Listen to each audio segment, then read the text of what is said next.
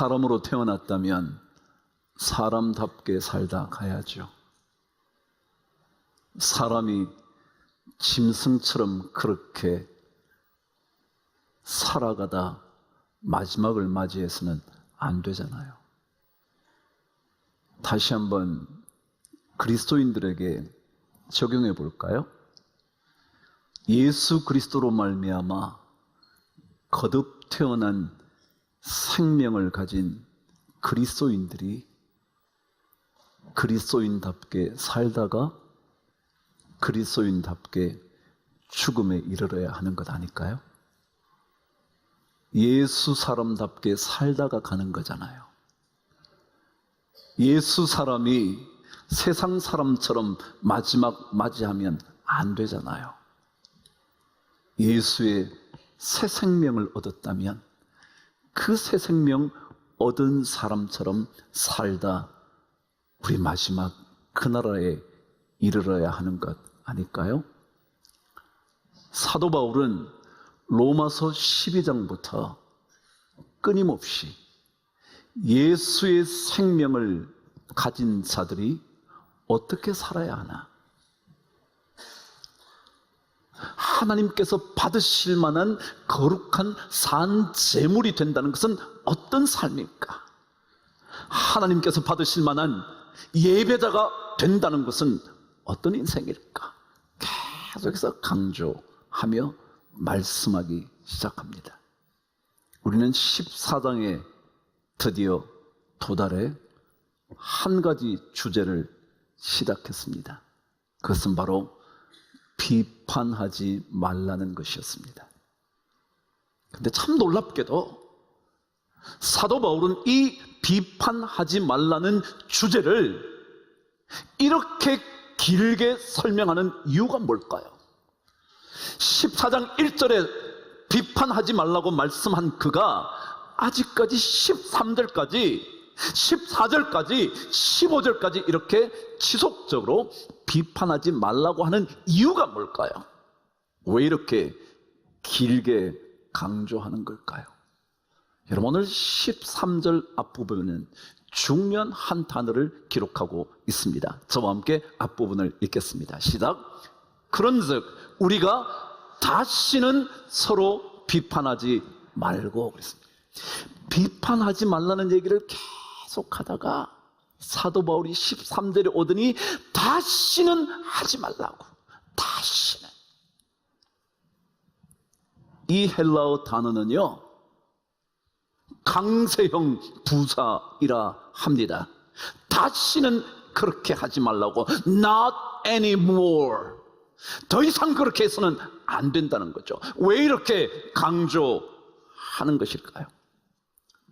오늘 저는 여러분과 함께 왜 사도 바울이 이 비판이라는 한 단어를 가지고 이렇게 강조하는지 그 이유를 한번 확인해 보려고 하는 겁니다. 저와 함께 13절 다시 한번 읽으면서 저와 함께 묵상해 보시죠. 시작. 그런즉 우리가 다시는 서로 비판하지 말고 도리어 부딪힐 것이나 거칠 것을 형제 앞에 두지 아니하도록 주의하라 그랬습니다. 제가 여러분에게 13절을 다시 읽어드릴 텐데 한 단어를 제가 강조해서 읽을 겁니다. 뭔지 한번 들어보시죠. 그런즉 우리가 다시는 서로 비판하지 말고 도리어 부딪힐 것이나 거칠 것을 형제 앞에 두지 아니하도록 주의하라. 어떤 단어에 제가 강세를 했나요? 서로입니다. 그럼 왜 우리가 비판하지 말아야 되느냐 하면 그 이유가 첫 번째 서로라는 단어에 있습니다. 왜냐고요?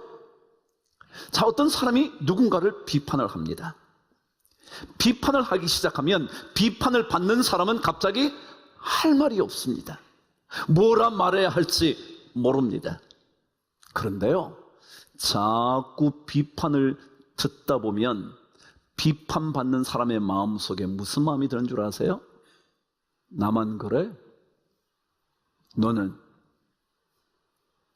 나만 그런 거야? 당신은 이런 말하면서 이제껏 비판을 받고 있던 사람도 그 상대방을 비판하기 시작합니다. 서로입니다. 이런 비판은요, 영향력이 강합니다. 비판을 받고 있던 사람들이 마침내 나도 당신에게 비판할 게 있어, 내가 할 말이 없어서 이제껏 입 다물고 있는 줄 알아? 아니야, 당신도 비판받을 게 많아. 그래서 그때부터 계속 서로가 비판을 하는 겁니다. 갈라디아서 5장 15절은 이렇게 기록되어 있습니다. 시작. 만일 서로 물고 먹으면 피차 멸망할까 조심해라. 뭐라고요? 서로 물고 뜯기 시작하면 피차 멸망한다. 이게 비판의 위험입니다.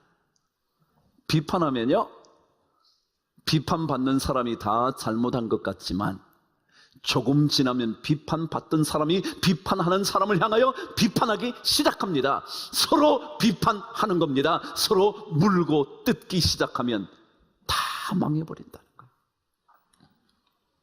주님도 그러시지 않으셨나요? 비판받지 아니하려거든 비판하지 말라. 너희의 헤아리는 그 헤아림으로 도로 헤아림을 받을 거다. 그런 거예요. 비판은 그런 거거든요. 더더욱이 여러분에게 제가 이 비판의 이야기를 처음 시작하면서 했던 말씀 기억하실는지 모르겠네요. 비판은 비판으로 끝나지 않아요. 조금만 지나면 비난하기 시작해요. 비난으로 끝나지 않아요. 비난이 깊어지면 저주하기 시작한다고요. 그게 비판의 뜻이라고 말씀드렸잖아요. 그래요.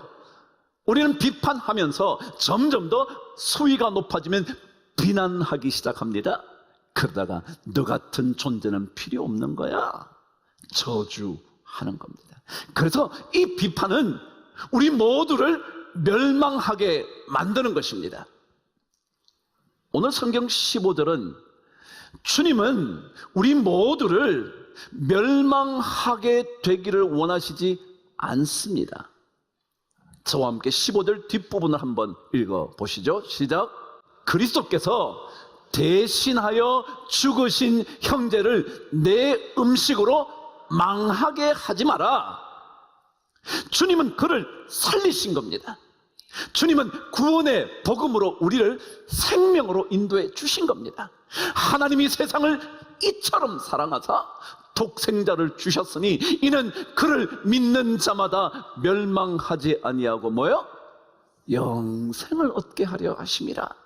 이게 주님 오신 목적인데, 그것 때문에 십자가를 지셨는데, 그리스도께서 대신하여 죽으셨는데 그를 멸망하게 하지 마라. 비판하면서 말이죠. 그래서 성경은 우리에게 비판은 서로에게 비판이 주어지다 마침내 서로 멸망하게 되는 것이기 때문에 사도 바울은 강력하게 다시는 서로 비판하지 말라, 그렇게 말하고 있는 거죠. 그런데 오늘 성경은 두 번째 중요한 이유, 비판하지 말아야 할 이유를 설명합니다. 다시 한번 저와 함께 13절을 읽어 가겠습니다. 시작. 그런즉 우리가 다시는 서로 비판하지 말고 도리어 부딪힐 것이나 거칠 것을 형제 앞에 두지 아니하도록 주의하라 했습니다.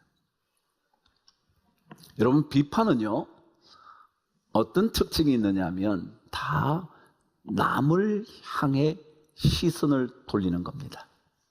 왜요? 비판하려니까 뭐요? 남을 봐야 되잖아. 너 그렇게 하는 거 틀렸어.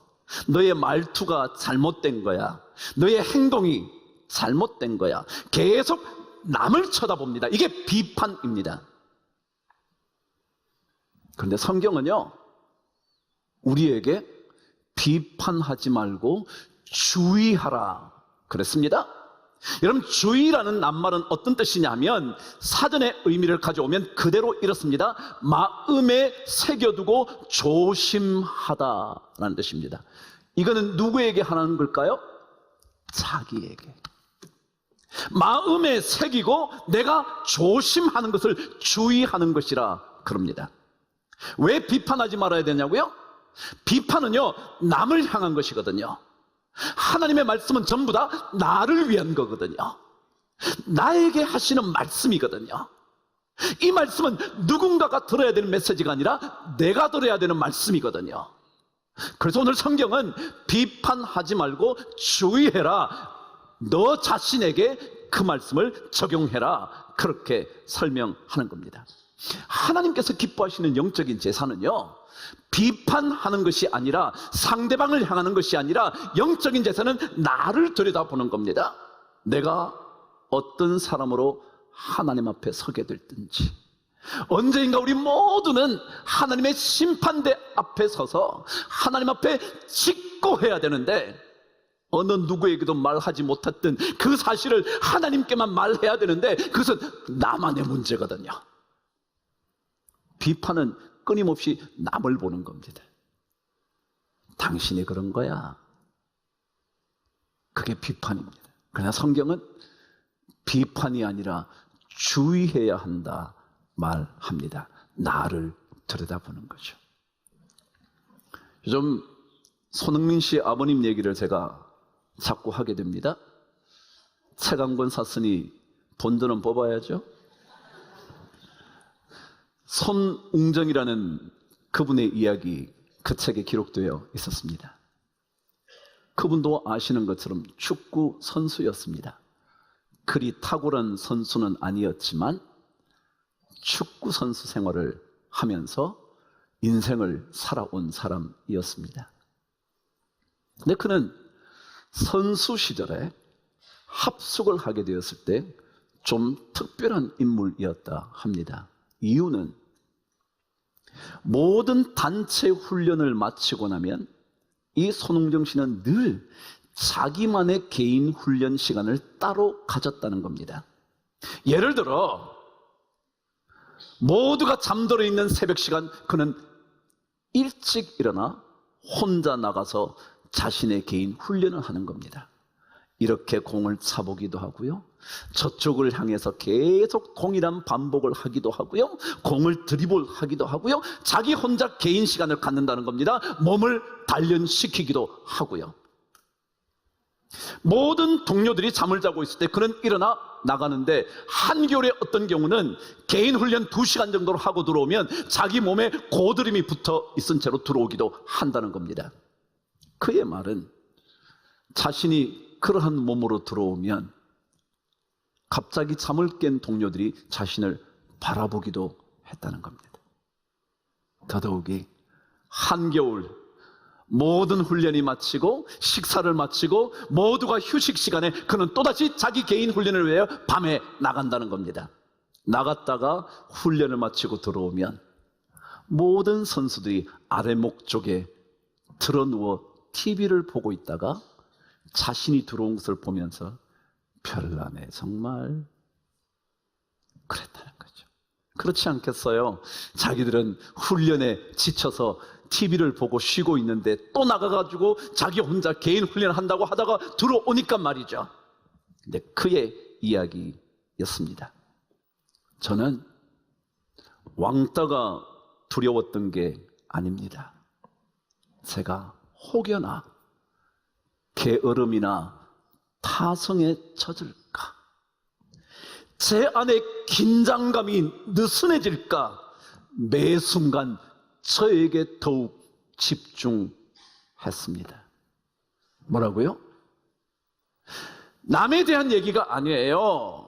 내 자신을 들여다보면서 게으름이나 타성에 젖어 살지는 않을까, 그리고 나 스스로 내 자신의 삶이 긴장의 끈을 놓쳐버려 느슨해져서 아무 소리도 못 내는 존재가 되지는 않을까, 내 자신에게 집중했다. 나는 그런 인생 살았다. 이게 주의한다라는 말입니다. 예수 그리스도를 믿는 사람의 인생은요, 영적 예배자의 인생은요, 비판하는 인생이 아니라 주의하는 인생입니다. 자신을 들여다보는 겁니다. 왜냐하면 자신을 들여다보고 나면 남을 비판할 수 있는 건덕지가 하나도 없다는 사실을 알게 되기 때문에 그렇습니다. 14세기 문예 부흥의 시대, 르네상스의 시대를 연 대표적인 인물 중에 한 분이 단테라는 인물입니다. 그가 신곡이라는 책을 썼죠. 그 책이 얼마나 탁월한 책인지 괴테는 그 책을 읽고 난 다음 사람의 손으로 만든 작품 중 최고의 걸작이라고 말할 정도였습니다. 근데 그 단테가 신곡에서 그와 함께 베르길리오스라는 사람과 함께 연옥으로 갑니다. 베르길리오스는 로마의 시인인데 단테가 가장 존경했던 인물이었다 합니다. 이야기 속에 나오는 거지만 자기 자신이 직접 등장을 하잖아요. 단테가 드디어 연옥에 갔는데, 갔더니 계단이 3개가 있더라는 겁니다. 그 첫 번째 계단은 투명한 계단이었는데, 그 계단에 올라보니 자신의 모든 모습이 비춰지더라는 겁니다. 내가 어떤 인생을 살아왔는지 다 비춰지는 겁니다. 어쩔 줄 몰라 하는데, 두 번째 계단을 올랐더니 검은 계단인데, 그 검은 계단에 좌우에 균열이 다 가 있는 겁니다. 죄악으로 인하여 내 삶이 깨어진 모습이 다 보이는 겁니다.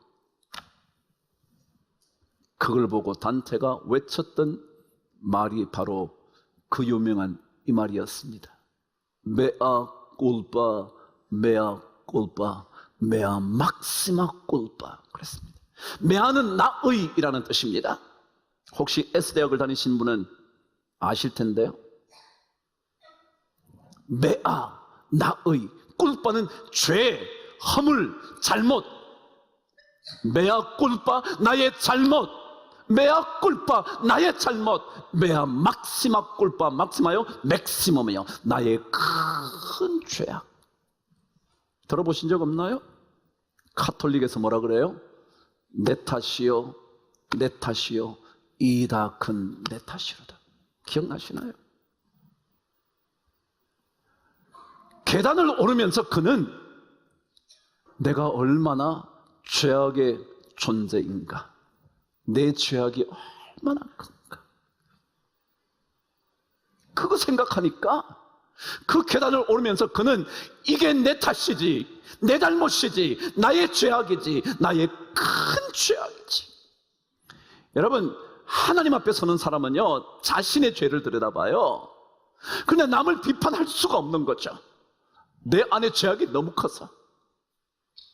우리 모두가 하나님의 심판대 앞에 설 사람이라서, 하나님의 심판대 앞에 서서 어느 누구도 떳떳하게 말할 수 없는 그런 죄악된 사람이었어. 그래서 그 3번째 계단이 붉은 계단이었습니다. 예수 그리스도의 십자가의 보혈의 은혜로 덮여진 인생.